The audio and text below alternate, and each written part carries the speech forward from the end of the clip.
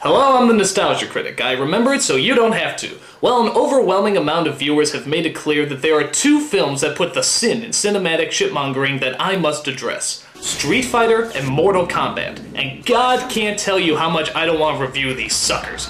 If someone gave me a choice between sitting through these movies again and being crucified, I'd say, grab the nail gun, I hear there's a lumber sale at Home Depot's. Both of these movies are based on the best fighting games that ever hit the arcades. Street Fighter 2 for its speed and gameplay, and Mortal Kombat for its violence and gore. But luckily, all that violence and gore had absolutely no disturbing side effects on our decent childhoods. I'm sorry, I have to do that every 12 minutes. Now, both of these movies came out around the same time, so we got a double dose of disappointment that summer. But, to keep it simple, let's review the first film that came out that year, Street Fighter.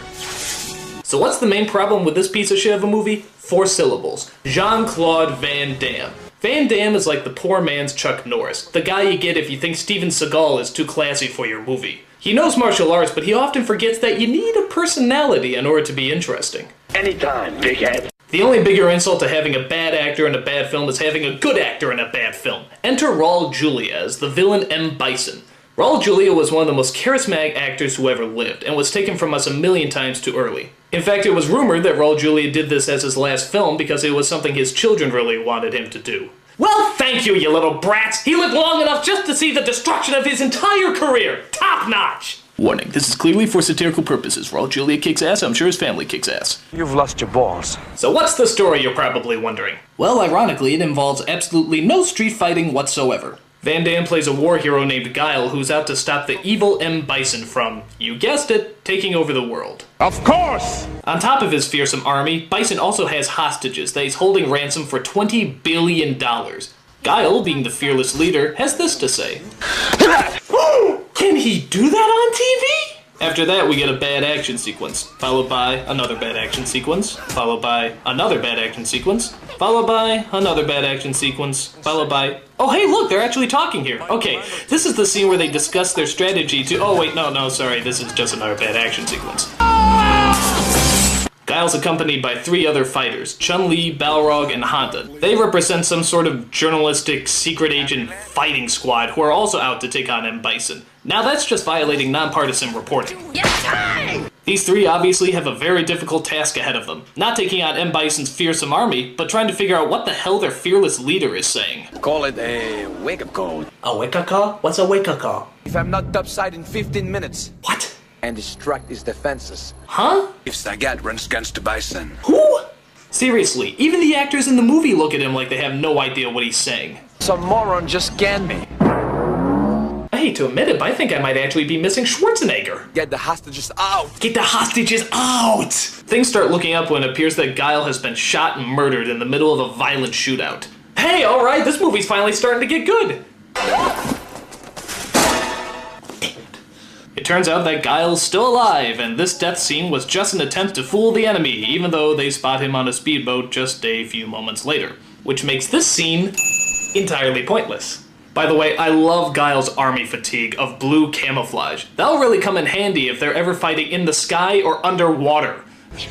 The rest of the story is kinda hard to keep track of, considering how there's so many damn characters. Most adaptations have the problem of leaving a character or 2 out, but not Street Fighter. No, they have the courtesy of giving us every single damn annoying character these games ever produced. Like Guile, and Bison, Chun-Li, Honda, Zagat, Balrog, Ken, Ryu, Cammy, Zangief, DJ, Vega, Dhalsim, T-Hawk, Blanca, Sneezy, Dopey, Grumpy, Dancer, Prancer, Comet, Cupid, Cubby, Tommy, Pinky Brain, John, Ringo! The Professor and Mary Ann! It's a nightmare! Everyone in the world is here! It's like a Street Fighter Christmas! Okay, I'm gonna do you a favor and show you the only funny scene in this entire movie. It's when the villains are watching a TV screen showing a truck of explosives riding out of control, only to find that the truck is actually heading right towards them. Quick! Change the channel! Okay, that's kind of funny. But trust me, it's not worth it to watch painful scenes like this one where the most stereotypically smug British man tells Guile that they're giving in to M. Bison's demands. Deliver these instructions to your troops, then consider yourself relieved of your command. We think we can deal with General Bison. Now, if you'll excuse me, I'm off to burn down an orphanage and puppy farm. Then Guile delivers a speech that even George W. would find epically ridiculous. Our superiors say the war is canceled. We can all go home.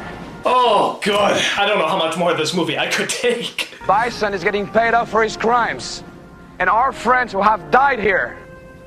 But we can all go home. Yes, very tragic. I got things to do, so I'm just... Meanwhile, ideals like peace, freedom, and justice, they get packed up. But we can all go home. Well, we would if you would stop yapping your trap. Well, I'm not going home. No, don't do this to me, Van Damme. You said I could go home. I'm gonna get on my boat, and I'm going to kick that son of a bitch Bison's ass. Heart of a poet. Now, who wants to go home? And who wants to go with me? No! One subplot out of the billions going on here involves Guile's friend Blanca, who's transformed into a mix between the Hulk and one of those cavemen you see from the Geico commercials. You're joking. This is done by a scientist named Dalsum, who's just a dead ringer for the Dalsum in the video game. Can you tell the difference? I sure can't. Actually, one of the strangest parts of the movie involves his appearance. The last time we see him, he looks like this, and then the next time we see him, he looks like this. What the hell happened? One minute he looks like a scientist, the next he looks like the bald guy from 300. And the movie never tells us why. Did he just bloom into a Yogi Indian warrior? Was he on his way to a Kwee costume party? I mean, it makes no sense. Why?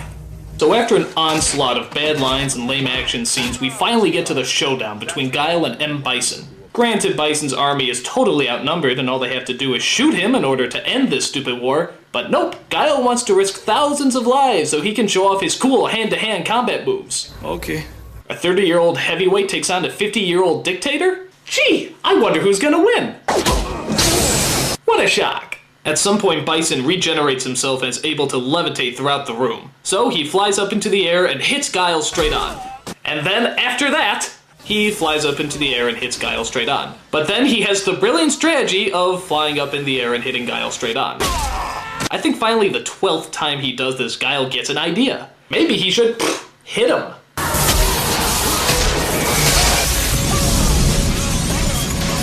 Bison, you're off the air.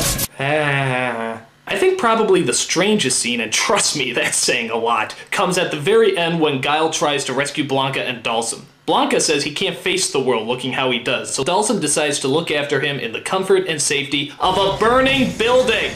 I mean, what made them think they would be okay there? Guile even at one point says, This whole place is gonna go up. "Oh, it's a fixer-upper, but you can't beat that rent." Gee, I wonder how the armies feel knowing that Guile's best friend and an innocent scientist were lost in that explosion. I guess they're taking it pretty well. Horrible movie, sucks ass, next film.